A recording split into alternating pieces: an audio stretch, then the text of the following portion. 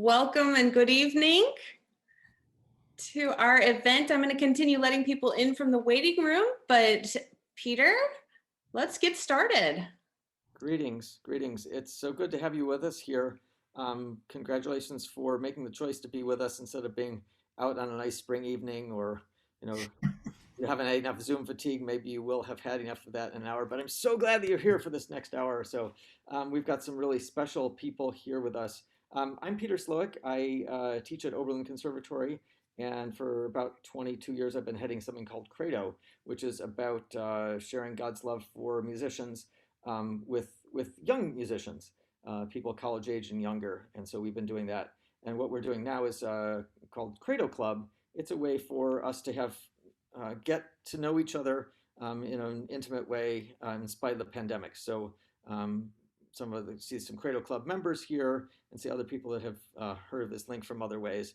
So you came here not to listen to me, so I'm going to move right into the program. Tonight's subject is leadership. And being a leader can be about ego, about getting praise.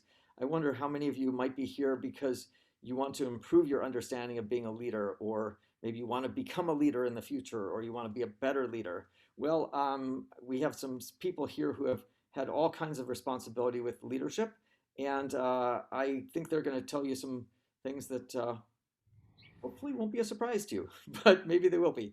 In alphabetical order here, because they're all such wonderful people. I love them all. We have David Chan, who's the concertmaster of the Metropolitan Opera Orchestra, and not only leads from the concertmaster chair, but has now done a fair amount of conducting himself. Delta David Gier, who is conducts the South Dakota Symphony, is that right? But has been a guest with major orchestras around the country and around the world. And he'll tell you a little bit about something that he's involved with called Crescendo, which is another fabulous ministry. And one of our Credo alumni, Alyssa Wang, who is a up-and-coming conductor who is doing all kinds of neat things. So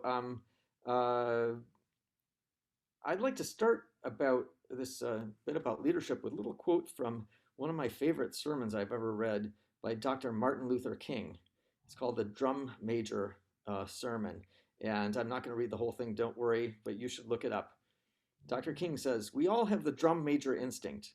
We all want to be important, to surpass others, to achieve distinction, to lead the parade. This quest for recognition, this desire for attention, this desire for distinction is the basic impulse, the basic drive of human life, this drum major instinct." So I have another quote for the end from Dr. King, but I thought that would be kind of a good way to start out. So let's go. We'll start with David Gier, and I'd like to go maybe David Gier, then David Chan, then Alyssa. If each of you could give us just a thumbnail of your life to date, where you started in music, what you thought you wanted to be when you were 10 years old. I want to be shortstop for the Chicago White Sox. That didn't work out, but other things did work out. And just the development of your musical skills and maybe how your faith life played in with that. So just to get people to know your background and where you're coming from. Mr. Dyer? Sure, thanks, Peter. Golly, you know, I my parents were not musicians. Well, they were sort of some amateur musicians. We're both music lovers. So, I mean, my mother had me in music kindergarten when I was 3, singing in children's choirs when I was 4, playing piano when I was 6, and I actually picked up the trumpet when I was 12. I'm recovered from that now. Um, and I I went to undergrad on scholarship for all of those things actually, and my teachers were always really frustrated with me. There was always this conversation about having too many irons in the fire. And then I picked up a stick one day, and the heavens opened, and they said, "Oh, of course, we've got a conductor on our hands. That's why he's so distracted with so many different things." But no, I obviously the heavens didn't open, but it was something that I just felt very at home with, and very sort of instinctual about. So Yeah, I did a master's. I apprenticed 1 year with Riccardo Muti in Philadelphia. Moved to New York, got a Fulbright. Actually lived in Eastern Europe for 2 years, and that's where I started. Actually, that's where I got my practicum. I conducted about 20 different orchestras in the couple of years that I lived there. Then came back, became an assistant conductor with the New York Phil. Did that for about 15 years, and then that dovetailed with getting the position with the South Dakota Symphony. So concurrently with the professional activity, I've been working in ministry for the last 20 plus years. So beginning with the Masterworks Festival, and then which is a European based ministry. Um, and for the last 10 years, that's increased to the point now where the last 2 years I've been working to help bring Crescendo to the US. And it's really blossoming in a wonderful way. It's no longer Crescendo USA, it's now Crescendo North America, because we have people in Vancouver and Montreal. And if you'd like to know more about Crescendo, I will put a link into the chat.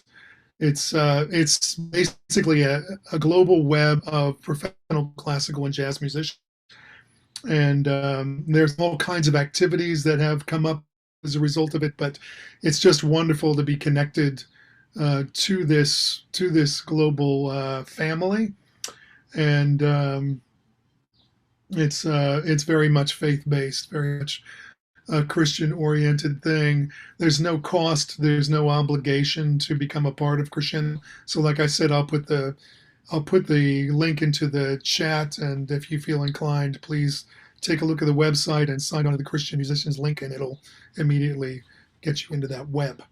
Thanks. David? Good evening, everyone. Great to be with you. My story is maybe, at least my path to conducting was the opposite of David Gier's. I was very focused on violin from an early age. I started at the age of 4. I took a year of piano in there somewhere, but that was mainly because my Soviet trained teacher was nagging me about intonation. And I thought, well, you can't play out of tune on a piano if it's tuned. It's got to be easier. And after about a year, I admitted that it was not easier. Different, but not easier. So, concentrate on what I had already begun, stuck with that. If I'm going to answer Peter's question of what did I want to do at age 10, it was not be a violinist. It was be more like the other kids. But I turned a corner somewhere. I think it was a youth orchestra tour where I was actually the soloist, not a member, but I was a ringer in the orchestra for the second half. And it was a 3-4 week tour of former Eastern Bloc countries. And, you bond with people your own age, and you're playing in places like Prague and Vienna and Budapest. And you're like, well, I just want to do this forever. So that's after freshman year of high school was when I decided I wanted to become a musician. My parents prevailed upon me to go to university before conservatory, and I think that was a great thing. I've spent most of my life absolutely immersed in music, and I think just having spent a few more formative years rubbing shoulders with people who had other interests, not to say that musicians don't have other interests, but who actually were looking to do other things, has been very helpful for me. So after Harvard, I went to Juilliard for my master's. I haven't left the New York area. I've been concertmaster for the Met since 2000. My wife and our 3 children and I live in New Jersey since 2007. The conducting part of my career, I think I kind of fell into that. I'm sure I did interviews where I was asked, do you ever want to conduct someday? And I said, oh no, I like having friends, or something along those lines. Somewhat jokingly, maybe not entirely. David knows, of course, the ins and outs of relationships with orchestral musicians. I think at some point, when the interest began, what was holding me back was so many years as an orchestral professional. I was a little bit too conscious of what musicians say about the conductor. But I think what happens is if you're on a journey, at some point, what you feel you need to do starts to outweigh what you might worry about other people thinking. And it got to that point with me where my fascination with more of the moving parts besides just leading the orchestra with the violin started to carry greater weight with me. In terms of my Christian walk, I can't even say it's recent anymore. I guess it's been 19 years now, but um, in a way, as a musician, it feels recent despite 2 decades, because my formative years learning the violin, going to Juilliard, getting my big job were all done outside of the lens of being a believer. But I think coming to it because my wife brought me there, and going through both my conducting walk and some of the trials that the COVID pandemic has presented me with and how I've coped with that has really, my faith has taken front and center stage in my life. Great, thank you so much. And Alyssa, it's fun to see you all grown up and leading orchestras. So tell us this, it might be more relatable to some of the younger people even. Tell us what you're doing and how you got there and all that stuff. Yeah, well, thanks for having me. I haven't seen you in years, so and also I guess I should just say that I'm incredibly thankful to be included on this panel of just absolute world-class, amazing musicians whom I, look up to. So, um, thank you for having me. My name is Alyssa. I started violin when I was 6, and I did not know that I wanted to be a musician until my first year in college. So I spent my first 4 years playing fiddle music and bluegrass because I didn't really know classical music until I was about, gosh, maybe like 10. I had the privilege of studying with an incredible violin teacher, Wei He, in the Bay Area in California. And he was the one who kind of got me on my first legs as a violinist. And I did some really formative years in the San Francisco Youth Orchestra, which at that point, perhaps I should have leaned into my passion for music and maybe known that that's what I wanted to do. But I think I had spent so many years being told, are you sure you want to be a musician? Are you sure you want to take the risk? And maybe you don't want to do something that's so risky. So I think I was hiding from what was obvious deep down inside. So I ended up going to Carnegie Mellon University, which it's a great school for really any field. And I went there strategically as a music major because in my mind I said, well, I'll start as a music major. And then when I discover that it's not what I should do practically, then I will have all of these other avenues in this excellent university in which I could fall into. So, it was sort of like almost like a backup, like a safety option. But then by the time my freshman year happened, it was just so clear to me. I left high school behind and I was full immersion in music, and suddenly it was like, wow, okay, this is what I have to do. So I was fully committed. I took a conducting class when I was there, and I was like, oh, I kind of like this.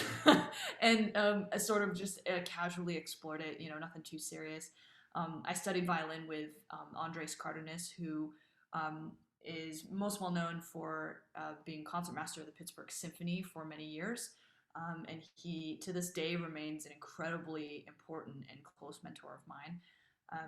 And then I went to New England Conservatory for my master's in 2016.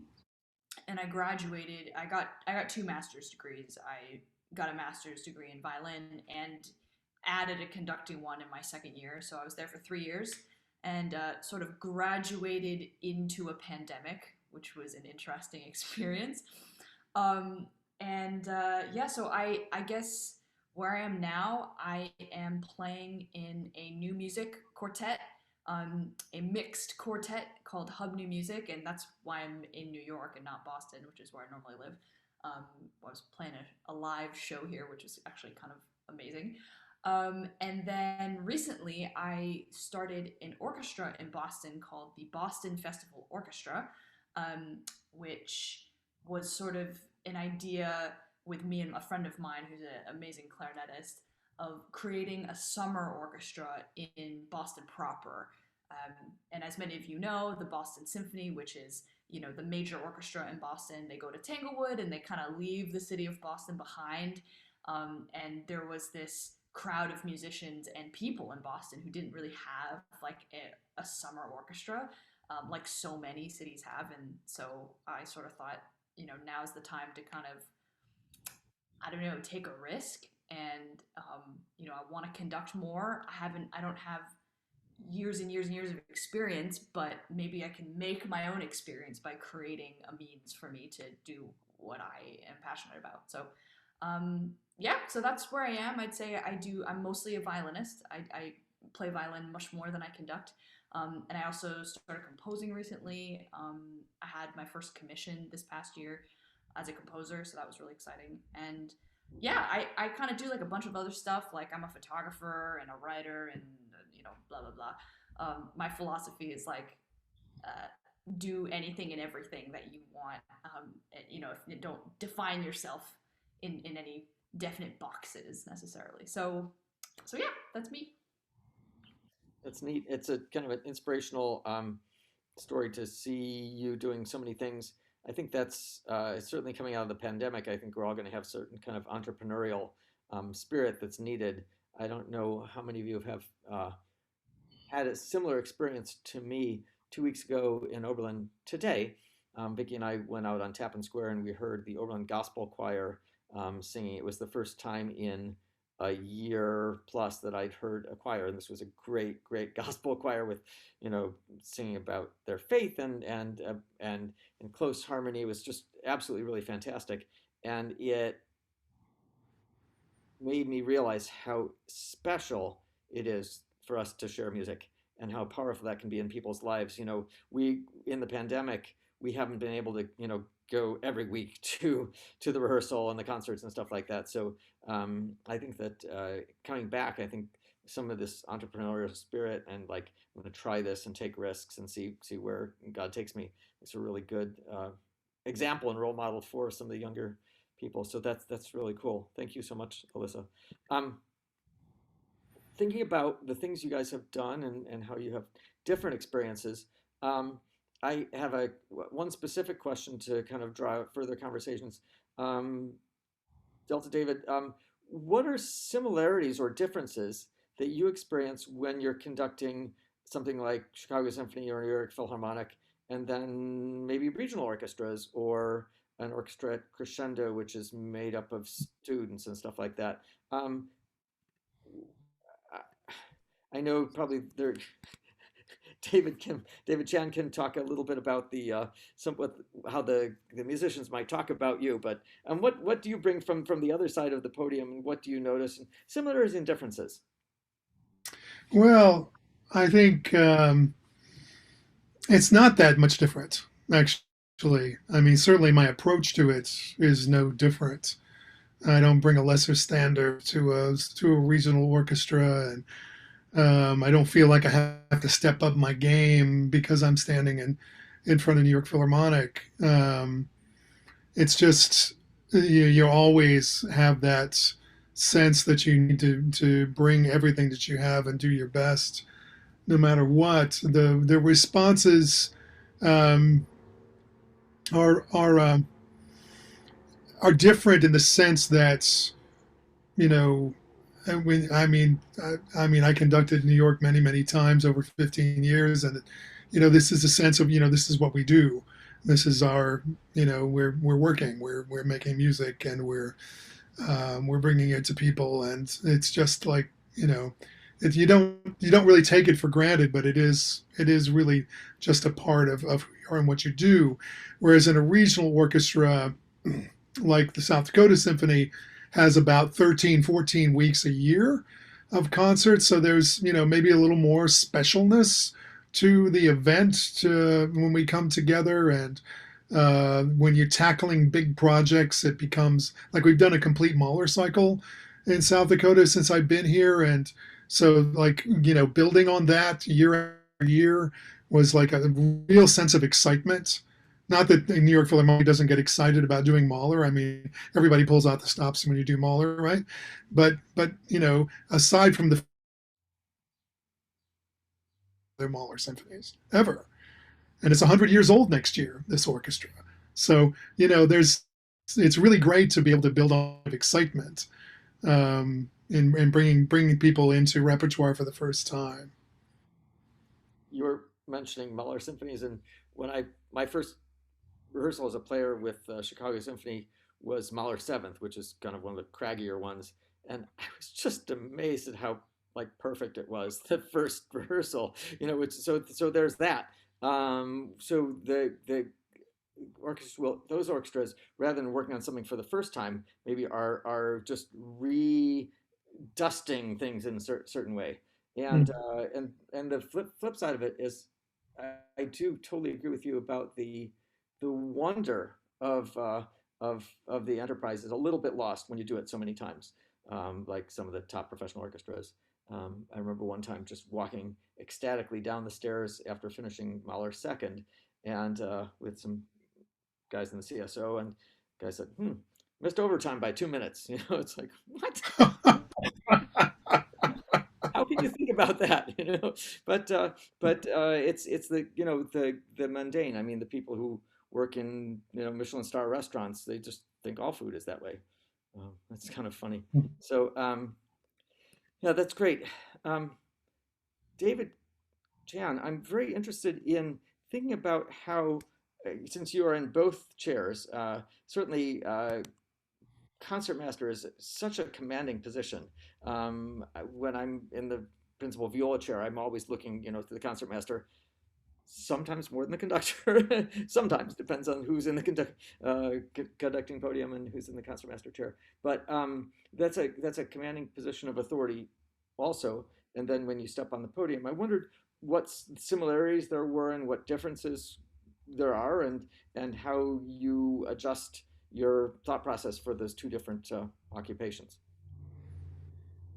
Yeah, it's a very good question, and it's one I'm often asked, and I often think about. It's not clear cut necessarily. I think one thing to realize about leadership as a concertmaster is it's very real, as you said, but it's often not in the ways people imagine.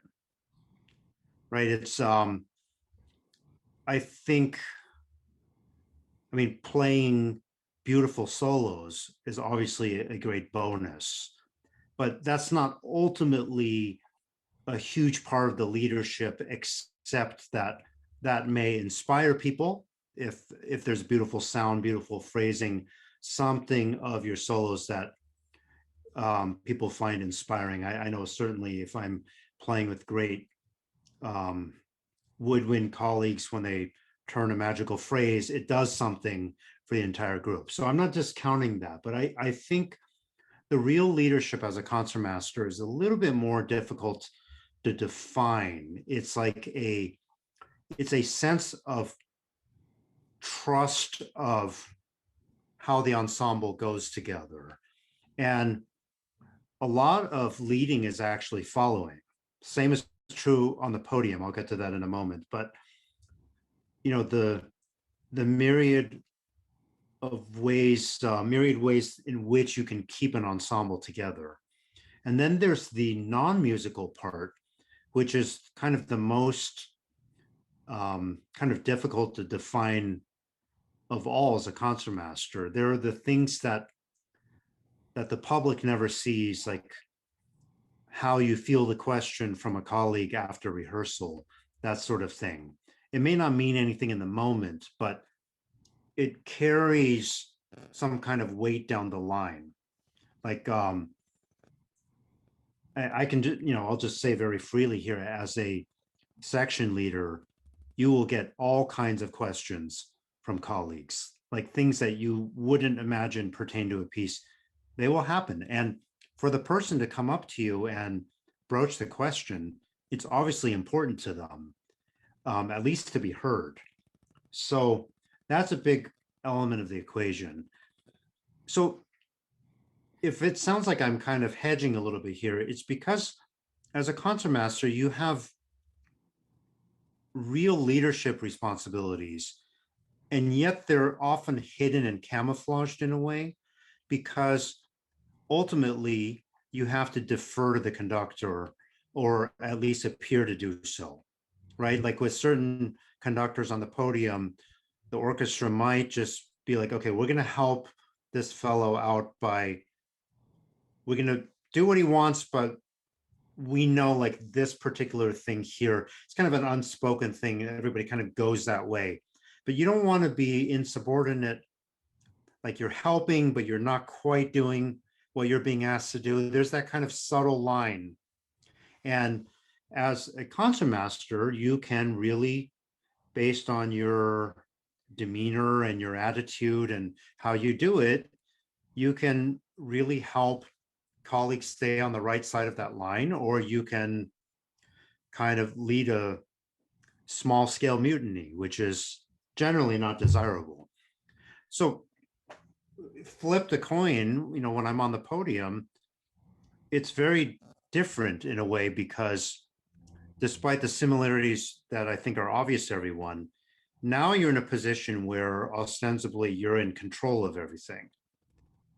And yet in another way, you have less control, because as a violinist, I can say, this is where I'm putting the beat and my bow will make a sound. But as a conductor, I can say, here's the beat, but then it may take a split second or longer or much longer till the orchestra actually produces that sound. And you can talk about that, you can dispute that, but ultimately a certain amount of control is out of your hands. So it's like you both have more control and less control on the podium. So I think what I would like to offer to everybody is what I'm describing here in both roles, but in a different way, is there's a tension between authority and being a servant. And this is actually where I think of scripture, where Jesus says, even the Son of Man didn't come to be served, but to be a servant. And I think in both roles, it's a little bit different. Like as a concertmaster, you have an authority of sound.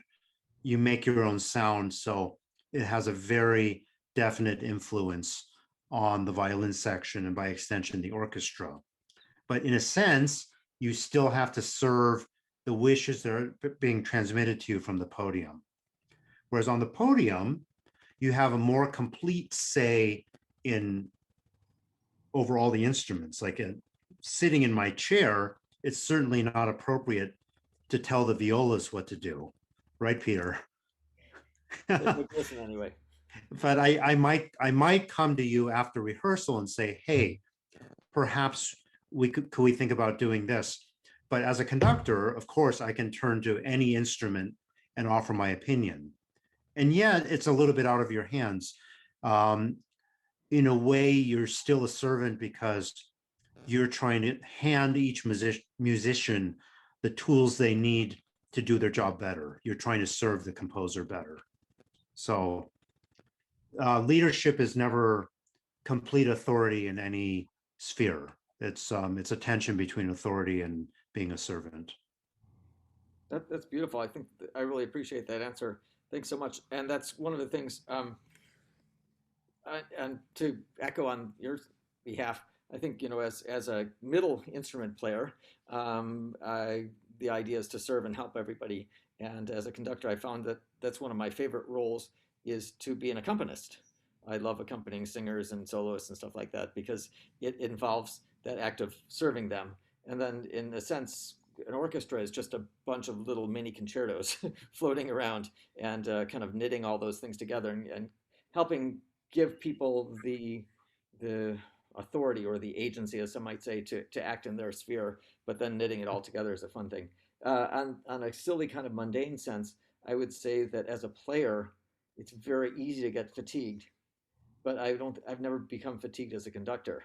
You just go hour after hour. I don't know what it is about that, but when you're sitting there and the conductor is like doing this thing for the 19th time, you say, give it a rest. But the conductor is really, really interested in knitting it together and somehow that the communal energy. I don't know if you've ever experienced that, but I never get tired as a conductor, but always get tired as a player. So I agree with that, but I would add equally that it's important as a conductor to read the room.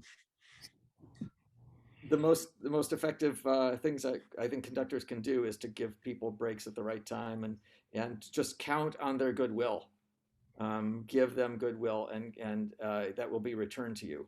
And always end rehearsal early. Always. One of my favorite things to do at Credo is to say, we could rehearse this, or you could think about it in the concert. Which one do you want to do? Yeah. And it pays off really well. That's good. Alyssa, you're more recent, as we found, getting into this, and so you may have either you might be too close to it that you don't have perspective, or you're so close to it and in it that you do have a lot of perspective. A follow-up question to this, but are there any experience that you've had that you point that helped you prepare for your leadership and conducting? I mean, thinking of establishing a new orchestra, that's a lot of leadership. Yeah.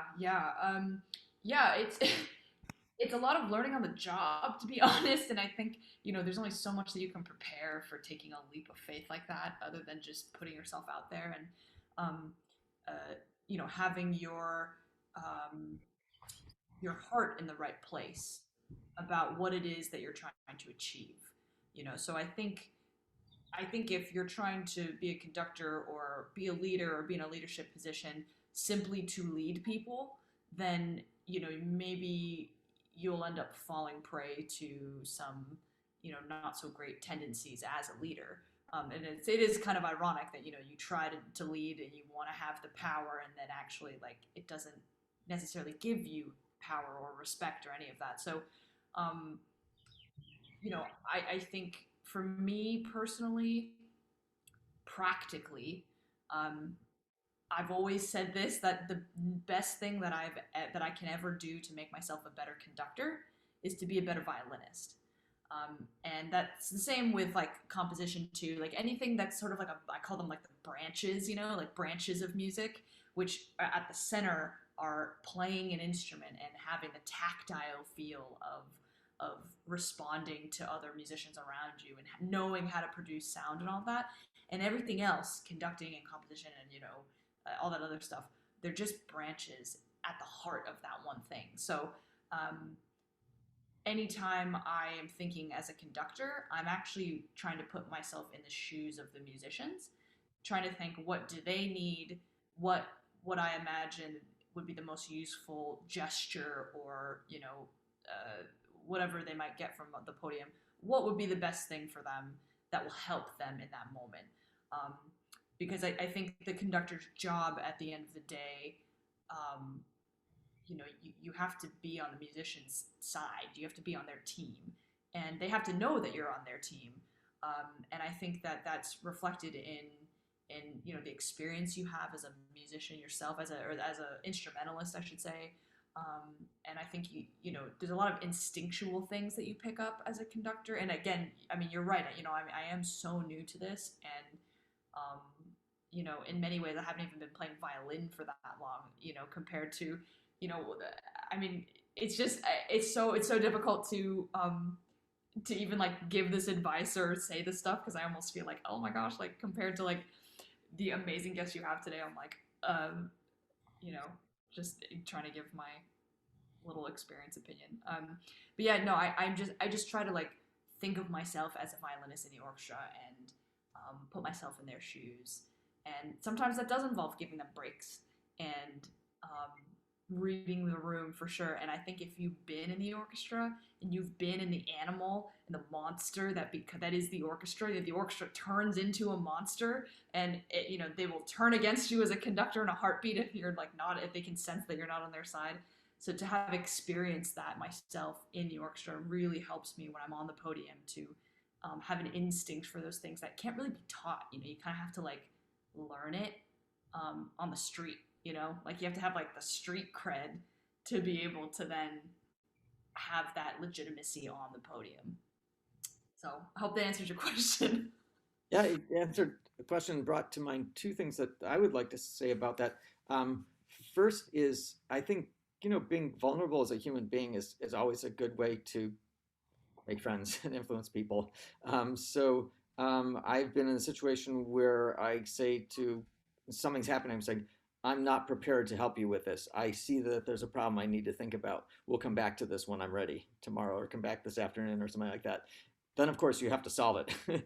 And then when you have solved it, and people just are really, really grateful for you not taking their time and figuring it out with them. So, this idea of making sure that people know that you're their servant, and say, we need to come back to this, and I'll do a better job of leading this next time, can be super helpful. I love what you said. One of my former students, graduate from Oberlin, is the provost at Juilliard, Adam Meyer.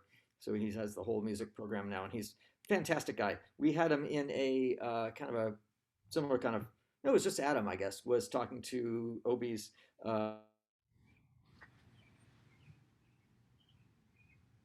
say, oh yeah, branch out and do all these different things, to get to be the provost of Juilliard. It would have been great to have accounting and all this kind of stuff.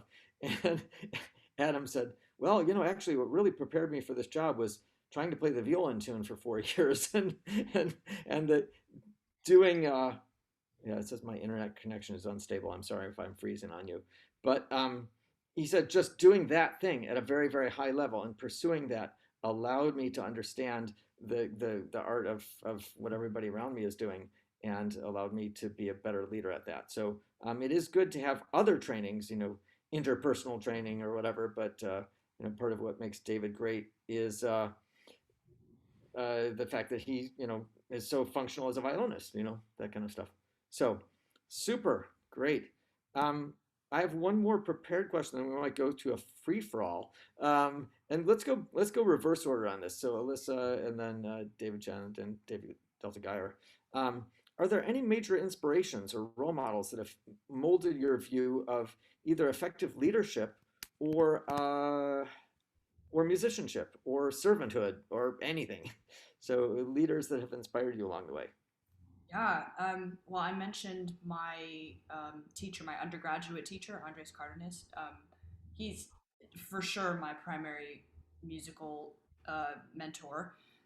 And he taught me a lot about, he taught me so much, but he taught me a lot about the legacy of being a violinist, meaning that there is a heritage pedagogically that one comes from, which carries with it generations of tradition in that particular instrument. Little things from like fingerings in certain passages, but also philosophies about sound production and about just your approach to playing music in general. So he studied with the great Joseph Gingold, and is really just his life's goal is just to preserve Joseph Gingold's teachings and make sure that his philosophy of his approach to music is being passed down to other people like me, and then I can pass it down to other people, etc. So that way, that approach to music is not lost. So in terms of leadership, he has taught me so much about preserving those morals, and having integrity in your musical process, which I think does take a certain amount of leadership to really kind of hold yourself accountable to a certain standard and a certain set of morals with the way you interact with people and with the way that you play your music. Being true to what the composer wrote on the page, and also in your philosophy about teaching and how you interact with students, and the kind of mentorship that's healthy and productive and nurturing. And there are a lot of things in this world that are against that and are pushing against that and combating that, and it takes a certain amount of leadership, I think, to do that despite all the other forces around you, that might be telling you like, oh, you can fudge this a little, cheat a little bit here, and so I think it's really amazing if you have a mentor like that in your life, musical or not, who is sort of like, uh, a person that you can, call on the phone and be like, hey, like, I have a thing going on that I need to ask you about. So I don't know. I am incredibly grateful for him and everything that he has taught me. And I think the most important lesson that I learned from him is that at the end of the day, if you've got your heart in the right place, then it's possible to do all the things that you want to do. And any of the projects that you want to do, you can go forward with like a clean conscience, and people around you will sense that about you.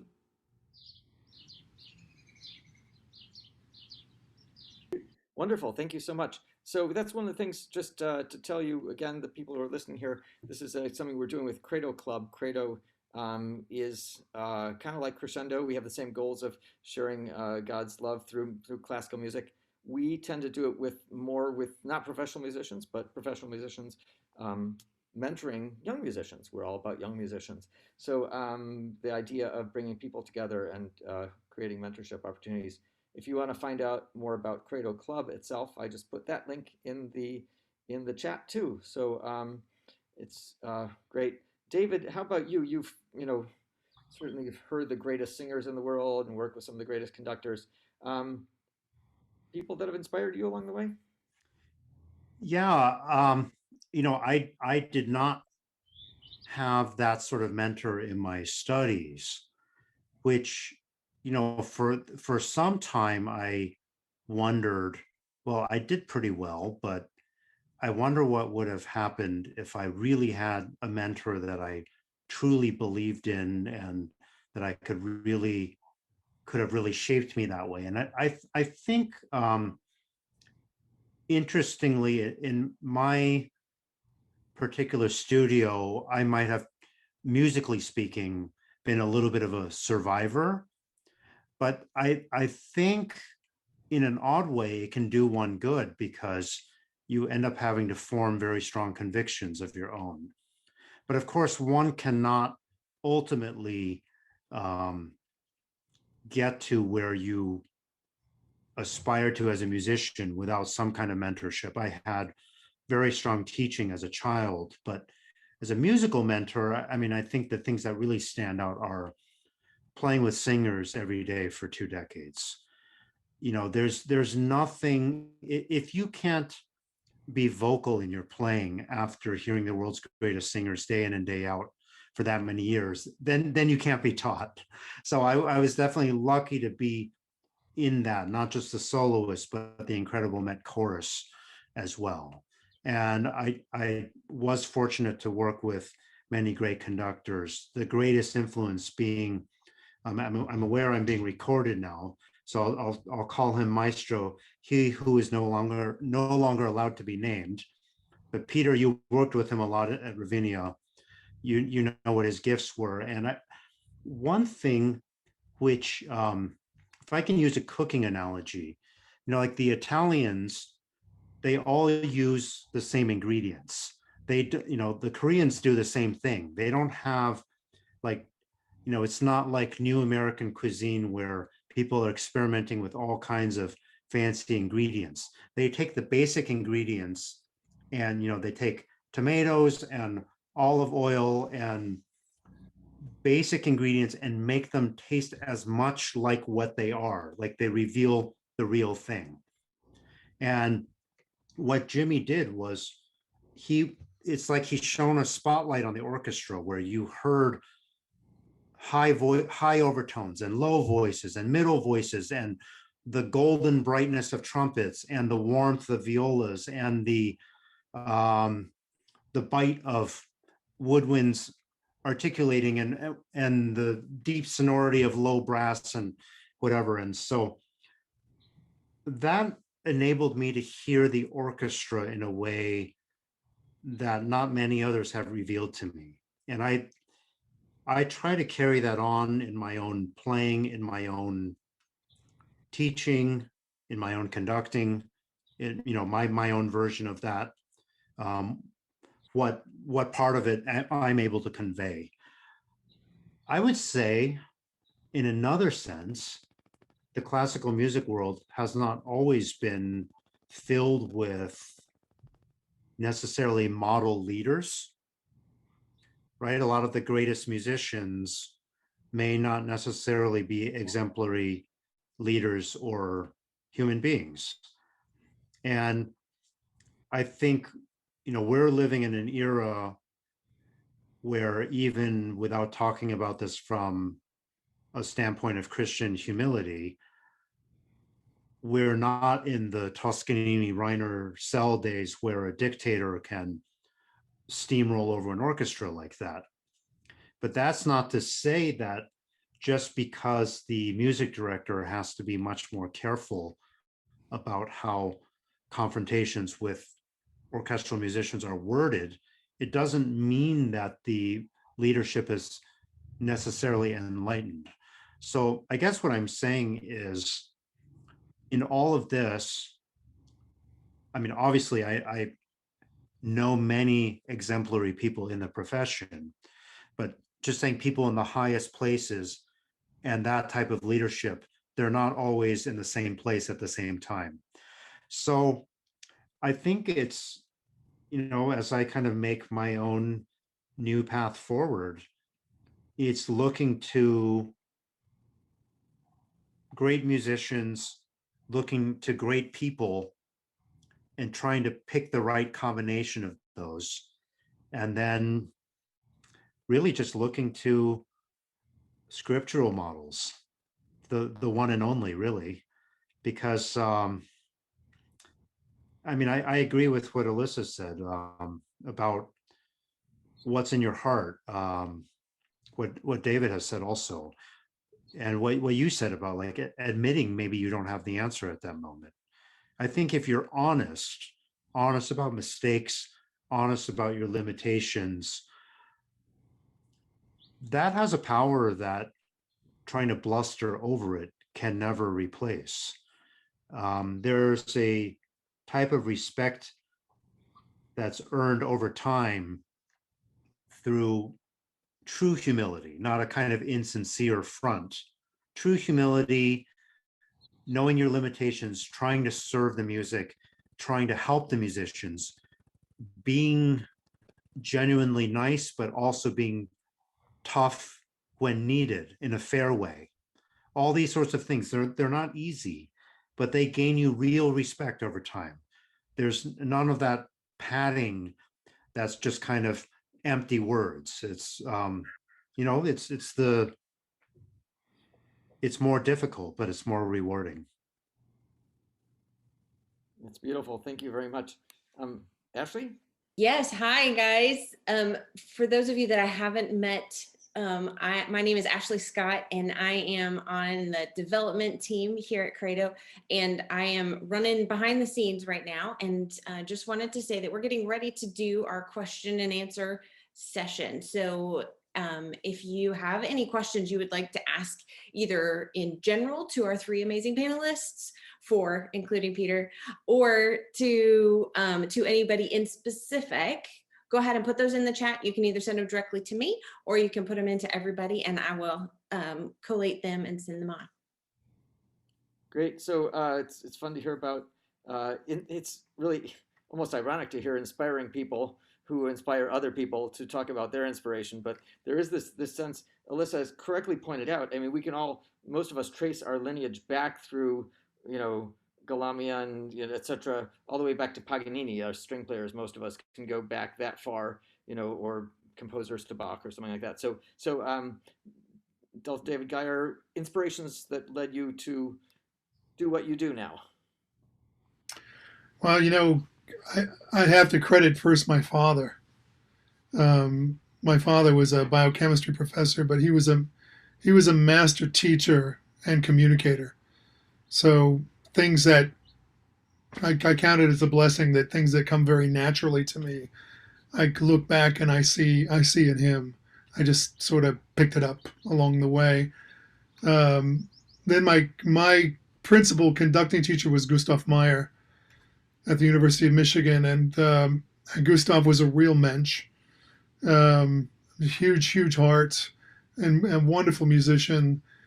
But I think the thing that I got most from him was this sense of what it is to be on the podium. Um, Actually, there's a parallel.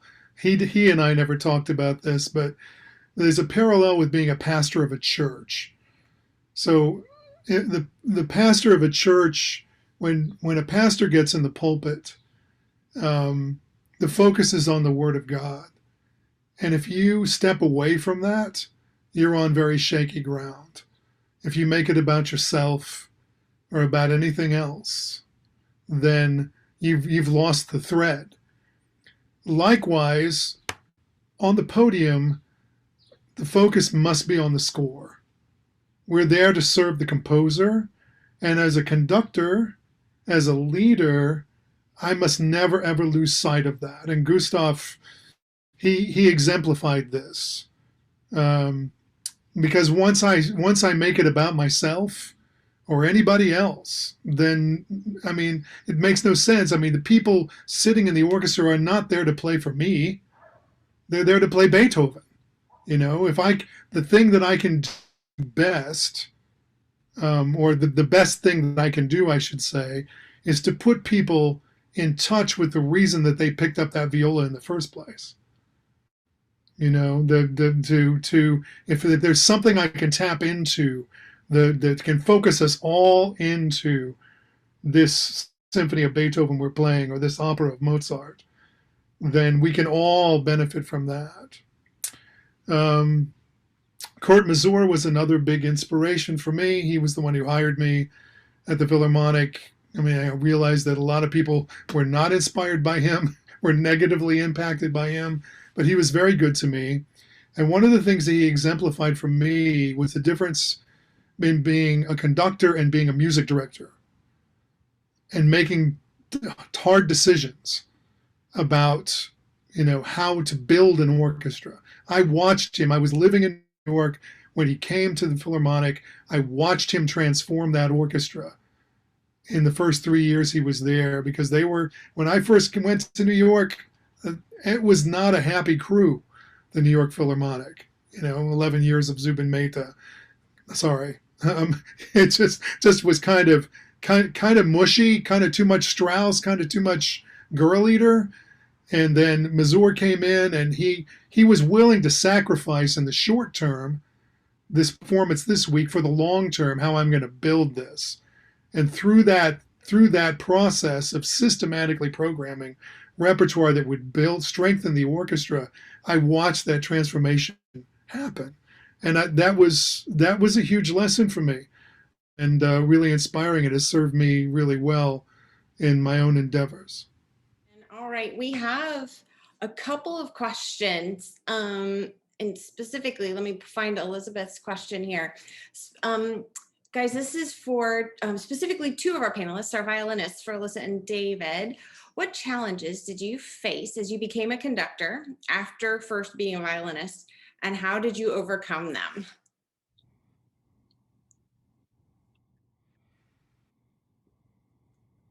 Okay, well, somebody has to dive in. I might as well. I mean, in 20 plus years in the orchestral profession, I've covered a lot of repertoire, not just opera repertoire, but other repertoire. So there's now I've done a fair amount of conducting of things I haven't played, but early on, every single thing I had played. And it's hard at first when you've played that much more than conducted to get out of how you would play it yourself. I mean, obviously that matters, right? You have to have an idea of how you would shape, phrase every part, but I mean, that's a difficult thing. I had to take my own head out of being the concertmaster. I had to not do that anymore. Like being aware of what's happening in that chair is critical. I mean, it's not called the concertmaster for nothing. It's, that's an extremely important chair. But as a conductor, I had to get my head out of that. And I I'm sorry if it's a little bit of a cop-out answer, but I think it really is just experience. It just had to become something where, I think what Alyssa said about the tactile thing of being experiencing music and then conducting being something else. It reminds me of an interview I read with Esa-Pekka Salonen, where he said that to be an effective conductor, you have to know what it means to play an instrument well. He didn't say you have to be a world-class virtuoso at your instrument, just you have to know what it means, because otherwise you don't have the authority to stand there and demand things from the players. I think that's absolutely spot on. But when you're conducting, you are not playing an instrument.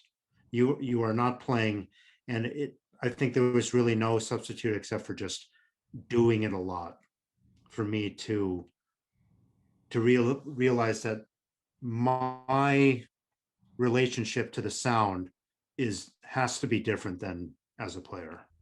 I mean, Alyssa, would you agree? Yeah, absolutely. And I think for me, there's two things, and the first is that because I'm a violinist, I am very aware of how much more comfortable I feel on the podium, um, studying, listening to, and directing a string section versus a wind, brass, percussion, etc., non-string stuff. So one of the things that has always been an insecurity of mine on the podium is how do I talk and listen to and approach anyone that's not a string player? Because I feel so aware of like my lack in because I don't play a non-string instrument. So talking about having the tactile advantage, I don't have a tactile relationship to like wind instruments or brass instruments. So luckily the quartet that I play in now is a mixed quartet. There's actually two wind players in the quartet with two string players, and I've learned a ton about wind playing from that. So actually, that has really helped me a lot. Um, and then the other thing is that as much as playing an instrument helps on the podium, there is this glaring issue, which is that when you're on the podium, you can't actually make any noise, which seems like a really obvious thing, but it's actually like kind of a weird hurdle that I had to get over, in that I suddenly felt this disconnect from the orchestra because I couldn't play anything like them. Like I couldn't make sound like them. Um, it manifested itself for me in actual physical ways. Like I found myself not liking to be on a podium, like elevated, like physically above the orchestra. Like it made me really uncomfortable for a very long time because I wanted to be with them. I wanted to be on the physical level of the players because that's where I knew I was comfortable and I wanted to be like them. Um, but a conductor is not like an instrumentalist. They have different things that they have to do and they can't make any sound. So getting past that step of the safety net of my violin and just saying now you have to make music with your body, you know um, that's obviously something that all conductors will work on forever. If I can dive back in for a second, because of what Alyssa was talking about, I've always resisted demonstrating anything on the violin. Right? It's one thing if you're working. I sometimes will break that rule if I'm working with students, particularly young ones. I think a demonstration can help them a lot. I've worked a lot with amateur ensembles. I think for them that's very effective because that makes them do that. But when you work with experienced professional musicians, I think grabbing the instrument and demonstrating is a no-no because that ties you to, I mean, it may be great, but that ties you to the limitation of the particular instrument as opposed to As a conductor, you're supposed to be able to help everyone equally. You're supposed to be versatile and well-versed in all those things, and to be able to describe with gestures and words when needed, and not have it tied to just the way you play your instrument. Great. Gosh, these are such fantastic thoughts. I'm just inspired. I'm literally taking notes as you guys are all talking, just in case you were wondering how inspiring you are. We have one final question, and that is from Callan. Callan is going to be the president of his college's orchestra this fall, and he has a question about working with guest conductors. They're in transition between conductors and have guest conductor candidates coming in. So her question, Callan, I don't know you, Sure. is what advice would you give to me as leader of the ensemble for how to work best with these guest conductors? I'm going to call on Mr. Gier here. What do you think? I don't know. I don't know how to answer the question, honestly. I mean, look at it as an opportunity. If you haven't played with a lot of different conductors, look at it as an opportunity to adapt. And, you'll see whether, and, I guess you can observe your fellow students and how they're responding, and see if this person on the podium is a good communicator or not. As somebody who's gone through a ton of searches at educational institutions, I would say one thing you're looking for is fit. Not necessarily absolute talent, but you're looking for the fit for that ensemble, that the conductor is intent on taking the orchestra to the places that they want to go and that they should want to go. And that's a kind of a different thing. So I think it's a great learning experience. Yeah. Anybody else have anything to add? Well, I think what Peter just said actually is a huge element in all questions of leadership, is that the most talented may not be the best leader. And that's often the case. Of course, I'm talking about purely in terms of performing skills. Obviously, leadership is its own type of talent. And, I think one thing I've grown to appreciate is sometimes as a player, I'll see a guest conductor and I'll think, oh, why is this guy a thing? Like, what are we dealing with here? But then actually, if you see that person in their, let me just say, call it their native habitat, like in context, the ensemble they run, what they do for that organization or that city or for perhaps that community, usually there's something incredible going on there. There's a reason why they're where they are. And, guest conducting the Met Orchestra or at the Metropolitan Opera, that may not be the top of the list of why they are who they are. So I guess what I'm saying is that what Peter just referenced just kind of triggered in my mind that leadership is such a complex issue. And certainly, I think if you're choosing someone to direct the orchestra, it may not necessarily be the person who gives your orchestra the greatest performance out of the people that you're trialing. It may be the person who can do the most for your program, or the person who has the best sorts of relationships with the members of the orchestra. It really depends on the situation. Thanks. That's great. So we want to end in about 6 minutes. So we want to save 3 minutes for a lightning round. So think of silly questions that you want to ask these conductors. We have a couple, like your favorite pizza, but you can have better questions. So before we do the lightning round, I want to wrap up going back to the Martin Luther King speech, quoting Dr. King. "I know a man, he went about serving. He was born in an obscure village, the child of a poor peasant woman. And he grew up in still another obscure village where he worked as a carpenter until he was 30 years old. Then for 3 years, he just got on his feet and he was an itinerant preacher. And he went about doing some things. Didn't have much, never wrote a book, never held an office, never had a family, never owned a house, he never visited a big city. He never went 200 miles from where he was born. He did none of the usual things that the world would associate with greatness. He had no credentials but himself. 19 centuries have come and gone. Today, he stands as the most influential figure that ever entered human history. All the armies that ever marched, all the navies that ever sailed, all the parliaments that ever sat, and all the kings that ever reigned, put together, have not affected the life of man on earth as much as that one solitary life. His name may be a familiar one, Jesus. He didn't have anything. He just went around serving and doing good. That's the kind of leader we all want to be, right? So, from the sublime to the ridiculous and lightning ground. Ashley, you run it.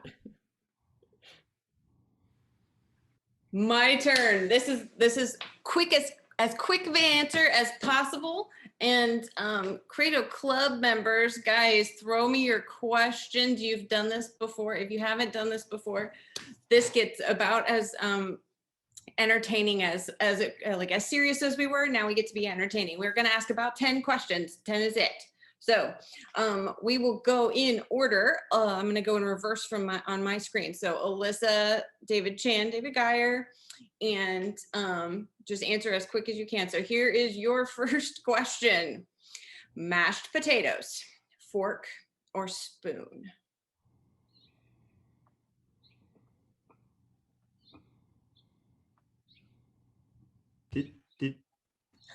Alyssa, are you unmuted?